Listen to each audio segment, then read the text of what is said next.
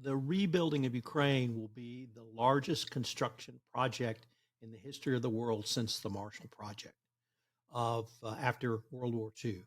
It's estimated that right now over $411 billion will be spent rebuilding the Ukraine.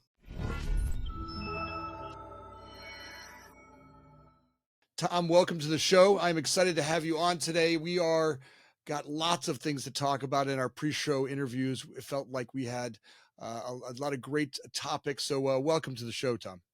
Thank you, Anthony. Thrilled to be here with you today. You know, as we look at this war in Ukraine and what's happening, you know, this is going to be one of the biggest opportunities for American contractors. And, you know, unfortunately, war does come with some cost. You know, there's a lot of destruction happens during war, but there's also this big opportunity on the backside of it, which is rebuilding. Absolutely. The rebuilding of Ukraine will be the largest construction project in the history of the world since the Marshall Project of after World War II.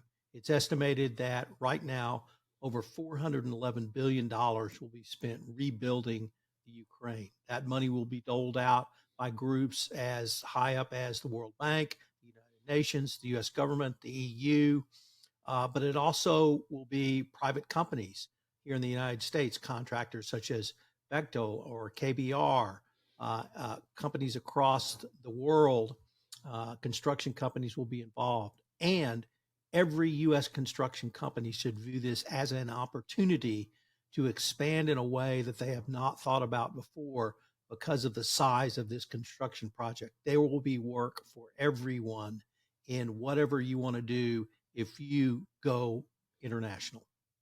It's something that you know, on our day-to-day operations, right? You're working to have your company survive and get through what you're getting through, and you know, a lot of times owners get stuck in a rut. You know, I've as an entrepreneur, I've seen that rut myself, right? Where you get stuck in this way of being, and sometimes you forget to look at opportunities that come down. And when you start looking at $411 billion, right? I've looked at I've got friends of mine who've done some you know worked with rebuilding of Iraq or Afghanistan, or and some of these people have had some amazing success in developing, you know, and having opportunities there. You know, one of my really close friends took a what was maybe an $8 million company and sold it after doing Iraq contracts for $125 million, and him and five partners split that, and essentially he's retired today. And really, what it would amount to do was he took his team on the road. They went out to Iraq and started to rebuild that. And today they are they you know down they took down some pretty big contracts, and just having people that were originally available to get there, and they had already tiptoed into the government contracting before the war had let out. Is that kind of what you're talking about? Absolutely. Obviously, the war is still ongoing, and construction will not begin in earnest until there is a peace deal, whatever that deal may be. But you can prepare now. You can prepare by becoming U.S. government certified, whether is as a minority business, whether it's having been certified as a subcontractor to the United States, whether it's a subcontractor to any of these major construction companies, and get on the vendor list, get on the suppliers list, and be ready to move. And this is not, I mean, this is every type of construction you can imagine, from literally a 20, 30, 40-story skyscraper to housing, to infrastructure, to sewers, to telephone lines, to internet lines, to anything that is construction is going to have to be rebuilt in Ukraine. And the opportunity there is limited only by our collective imaginations. And it gives us the opportunity to not only do this new type of project, but do it in the right way. And by that, I mean what the US government, what the World Bank, what the EU, what NATO, what the UN is most concerned about is anti-corruption, and having an effective anti-corruption program in place which will allow business to be done ethically, and the money spent on Ukraine construction goes for Ukraine construction and rebuilding. So that's really the message I want to get to your audience is there's a huge opportunity in place. Get ready, be ready to go by having been approved as a vendor, having a compliance program in place. It's not going to be that hard. It's not going to be that difficult. And the potential benefits are what you described from your friend who did work in Iraq times 10 or maybe times 100. That's really what happened. They had, as a company, they had really only done one small bridge, government contract before Iraq. They were an engineering firm, and slash construction with a construction arm, and they would do some retail projects, and they had some smaller development deals that they were doing, and they really had branched into government work, and they had one small bridge. And when I say small bridge, it was literally some pipes underground and kind of overdoing a small little um, drainage canal area, and it was a couple $1 million project, and that was their first and only government contract they had had before the war. Now they decide they had a couple of employees that were military people, and they go over and they pick up a contract to do some housing, and they started with that, and as they were there, it kept unwinding. And he literally said, I couldn't hire people fast enough. It was just by one point they had over 1,000 employees working for the government, and a larger firm came in and picked them up because just for cash flow, because it was just they had already started the infrastructure and they already had the people in place, and I think that's what you're talking about, right? So as we start to look at, all right, let's get our tiptoe into government work, right? Let's start to look at, how do I contract up? What does that mean? How do I bid on a project? How do I get started on it? And it might be just that easy. What's the steps to start to put that together? The steps is to get a subject matter expert in government contracting who could tell you what you need to have in place, put together the internal corporate structure, internal controls and policies and procedures to be able to respond to whatever the government's requirements are. The thing I want people to understand, Anthony, is if you have GAAP financial accounting and you have financial internal controls that are anything close to or meet Sarbanes-Oxley requirements, you're 95% or maybe 98% of the way there to having what the government expects in an anti-corruption compliance program. This is not going to be a heavy lift. This is not going to be 100 paces past where you are now. This is not going to be a massive spend. It will require some time and effort, but that time and effort could pay off literally in multiples of tens or hundreds if you do the work now. And the thing that excited me about what you talk about is the wedding and the blending and the melding of construction with the entrepreneurial spirit. Yeah, I, like most Americans, my construction experience is only related to building a house, and that's very localized construction. But you're talking about a much bigger picture, and your audience has a much bigger vision, and that's why I was excited to come on your podcast. well, that's what's really fun about it. Like you look at this and go, well, okay, look, I get stuck in my rut. And, a lot of us get, look, I love being an entrepreneur. And there are days when I get up every single, I get up every morning and I'm chased by dinosaurs that really keep me in business, right? The ones that I'm looking to make sure that we survive as a company and keep building. But sometimes because of some of that rut, my vision for opportunity, with the part of me that I love the best about being an entrepreneur is the big ideas, the creativity. And when I'm not plagued by, essentially fear, right? Sometimes I get caught up in fear about what's going on and how busy we are, and making sure that we make a payroll this week, that I stop looking at the bigger picture. And what I want to make sure we're doing today on this podcast is really going, hey, look, here's a $411 billion opportunity. Look, you don't have to leave today, and it's not going to start today, but this is a great spot for you to start to churn in your brain a little bit. Like, how might you start to look at this? Like, what might be your chance at jumping on this? Where would you start looking? Where are those government contracts going to be listed? How do I start to look at what road I might tiptoe down to start looking at an opportunity there? And that's what we did as a company. We started setting ourselves up during COVID. We took the opportunity to go back and go, all right, how do we get WeBank certified, right? How do we start looking at all of our accounting techniques? And today, now we run a certified payroll. We've got an audited financials every year, right? It gives them the chance to look at our business a little bit different than we had before. And that didn't take, it wasn't like this huge leap. Now it's just time to start tiptoeing into that, right? And maybe even a little bit of an investment, right? A little bit of an opportunity. And sometimes it's hard to see that's going to pay off when you're spending some time doing that, right? If that's 5% of your week and you've got, for us, it took, there was a team of 4 or 5 people we put together that just started working on that process, right? And they went through the paperwork and they met once a week and they went through setting all those little pieces up. And that seemed to be a hill that we could climb. It wasn't a mountain with no top. It was really just more of I need to get over this boulder this week. And 1 week they would send an application in. And then the next week they would go through and they would sit down with our accounting department or accounting CPA company and go, all right, look, we don't want to spend tens of thousands of dollars to go through um, through the financial review process. What might we do to make it be a little bit more digestible?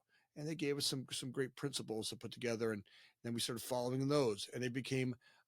We now file under accepted practices or accepted procedures, and it's a lot less expensive than the audited financials that we were paying for before, and it made it something that it's acceptable, right? It becomes we still get the same letter from the CPA saying, hey, our financials are certified, and we had to find different practices to put that into some place. So I think that's what you're talking about. Am I right?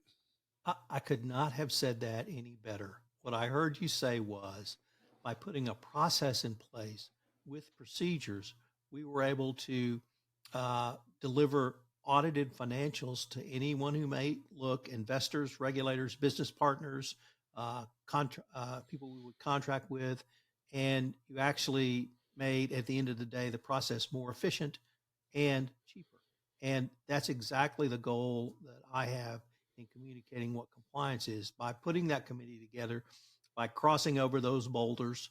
At the end of the day, if you have effective compliance, you're going to have more efficient business procedures, and that's going to lead to greater profitability.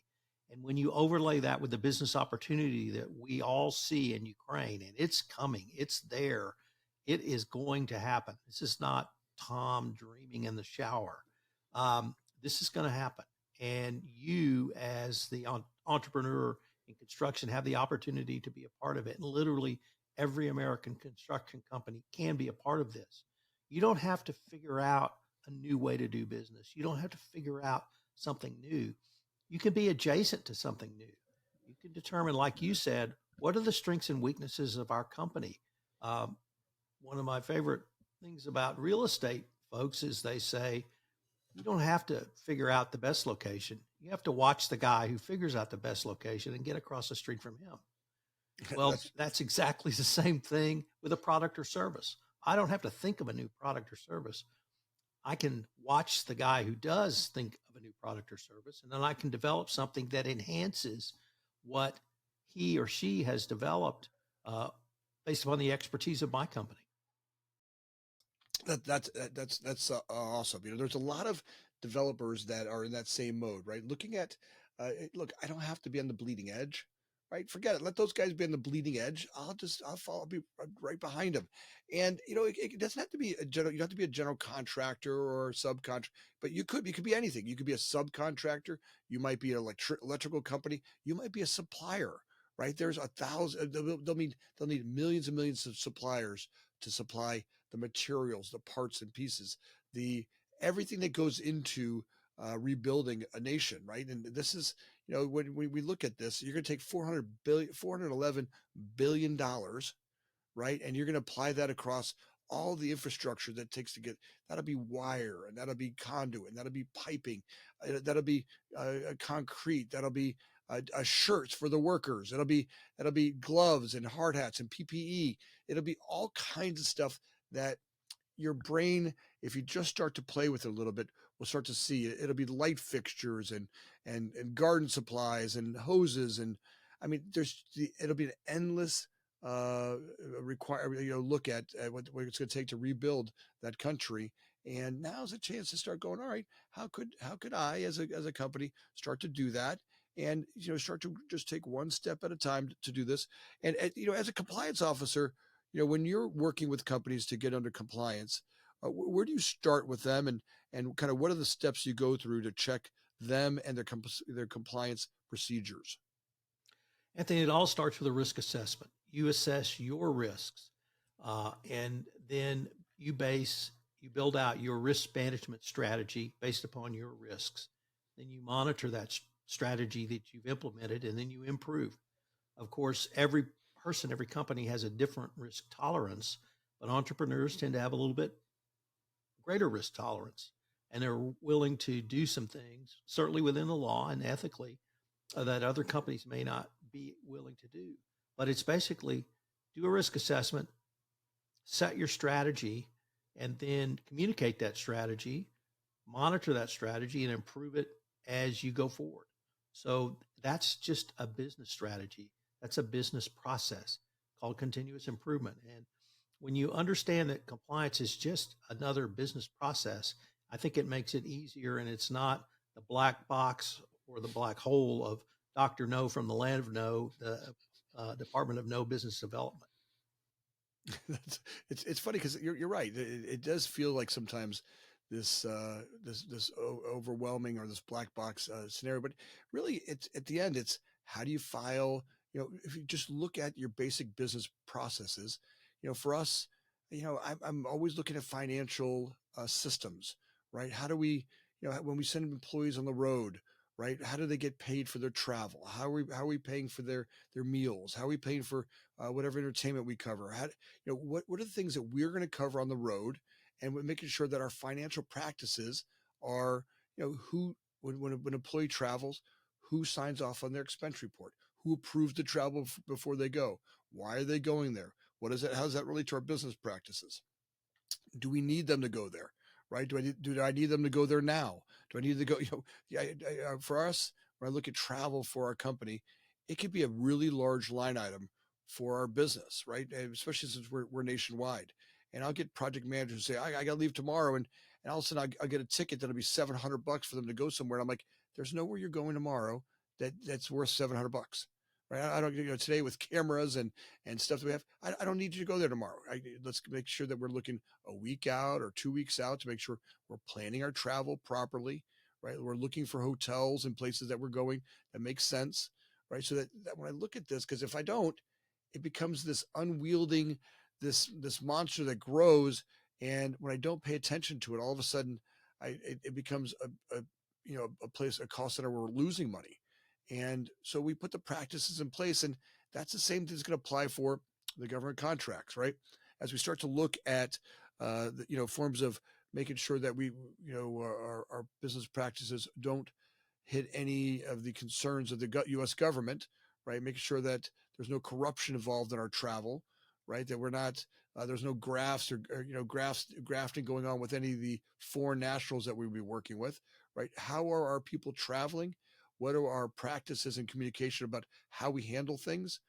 Those are all procedures that they're not really that hard to overcome. What you have just described, let me take exactly what you just described as a business process, and let me explain how you make it a compliance process. You've talked about business travel as having a business justification, putting a pre-approval in place so that you know the money's going to be spent.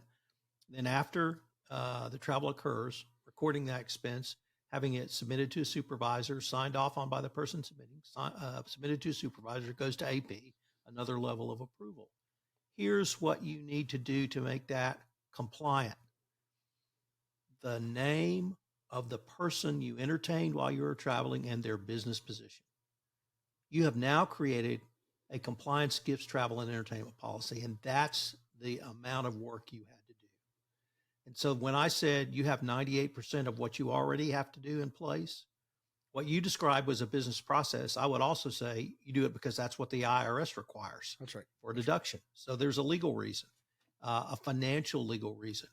You've got 98%. What's the addition you had to add? Person's name and their title, which you should have anyway, because that way you can record who you've talked to and see if something actually came out of it.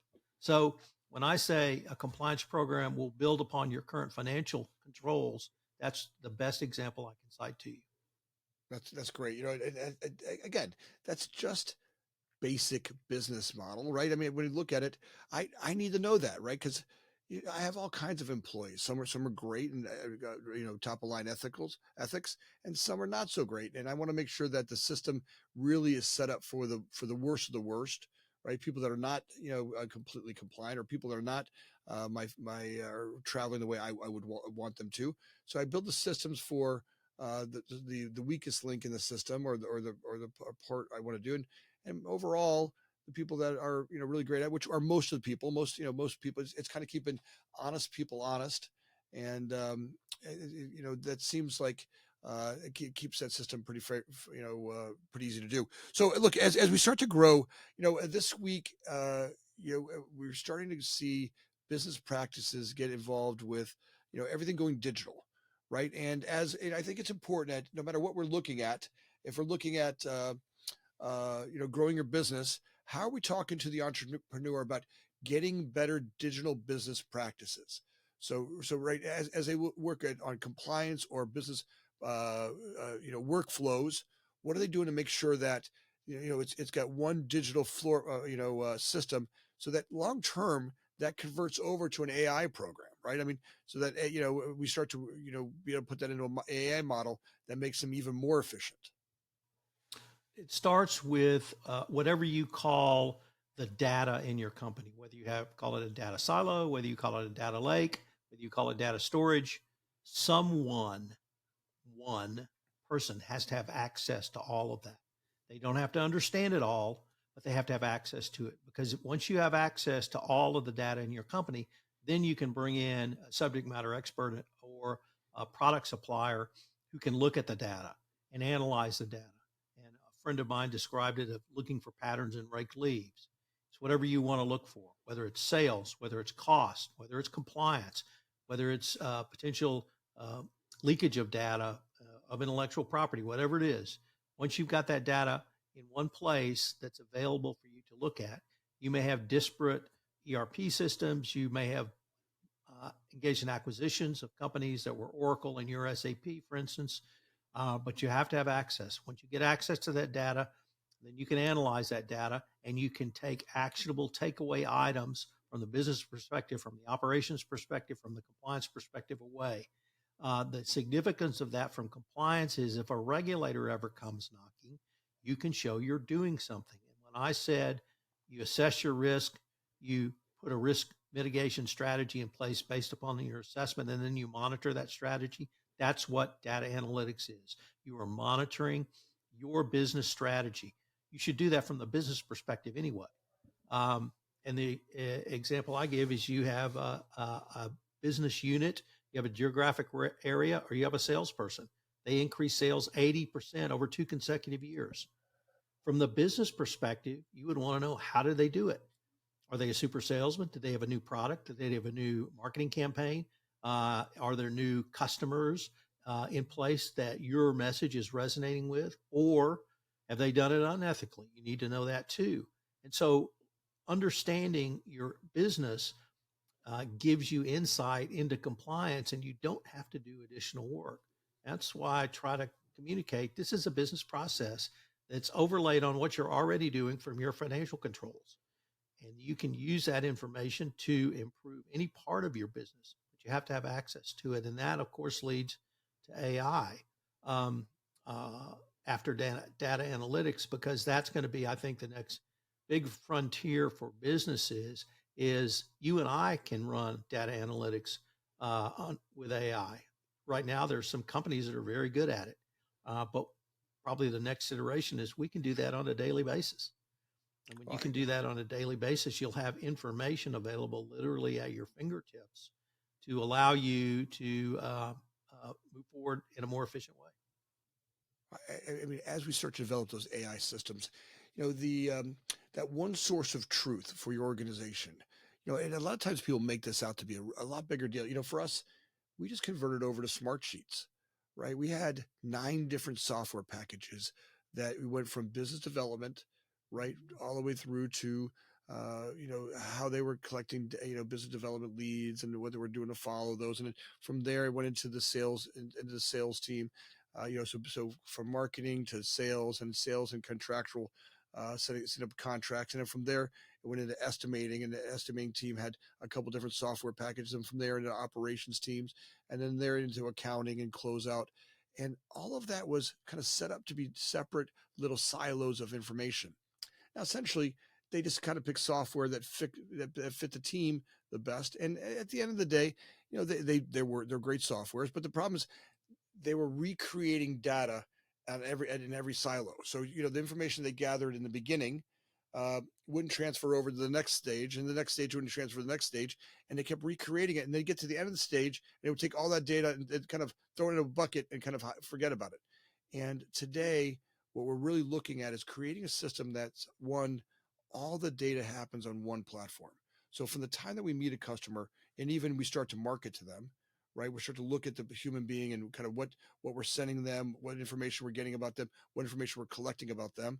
As we start to collect the data about the company, organization, whatever it is that we're trying to develop, as that transitions over to a project or a program or something that we're starting to put together in the sales department, all the data that gets collected there now transfers into the estimating team and in the operations team, so that we're not recreating that data.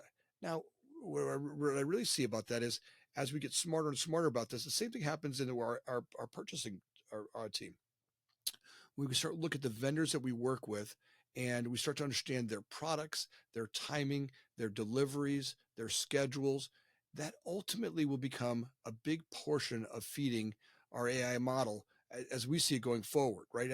As AI starts to develop, we start to look at our systems and look at the opportunity for in the construction world for, um, you know, AI will start to do architectural drawings. And in the drawing itself, it will start to develop the actual parts and pieces and the purchasing of that. And the only way it'll know what to buy and purchase, it'll need to have a digital footprint of that. So when we talk to vendors all the time, we're saying, look, I need you to understand that you need to have all of your products digitally available, or the AI model won't be able to pick it, right? If it's in a physical world and on a shelf, it's great, but it needs to be able to make sure that we understand the weight, the size, the resource, the structural condition, the amp load, whatever that material product is. We need all the digital information about that so that the AI model can pick it and use that as a to use that as the development of the actual drawings, right? And be able to create the specifications for it, which will ultimately lead itself into the scheduling and the development of the project, and then long term actual management of it and watching the performance of it and performance evaluation, and then I'll end up going back full cycle again long term. So that's what we're setting up for as we look forward. And I guess the same thing needs to happen with the rebuild of a country, right? As we start to look at creating digital twins of the next floor plan and the next floor plan of everything that we need to do for the new designs of the work that we're going to do there. Absolutely. And but that's only one of the uses of AI. You can use it in your marketing outreach. You can use it as a research tool. And so it gives you and gives me the power it's given me is exponential from what I had literally 3 months ago to be a creative in the podcast world. So it can be used in a variety of ways. And once again, we're only going to be limited by our imagination. Well, you have inspired me with this whole idea of rebuilding and the Ukraine. After we met, I got to spend some time with the rest of my partner leadership team, and it started a whole conversation. Look, we have a conversation tomorrow in leadership talking about what is the opportunity for something like this, right? How could we apply that to today's business? And Tom, that's what I want, right? Thank you for inspiring us and our groups to think a little bit bolder, a little bit bigger, to really see a picture that I was not seeing before you and I met each other. And that's, to me, that's really the beauty of social media, but really podcasting. We get to meet and we get to have these conversations that, perhaps I might write a paper about it, and perhaps it might come across your desk and you can think, well, that's an interesting idea.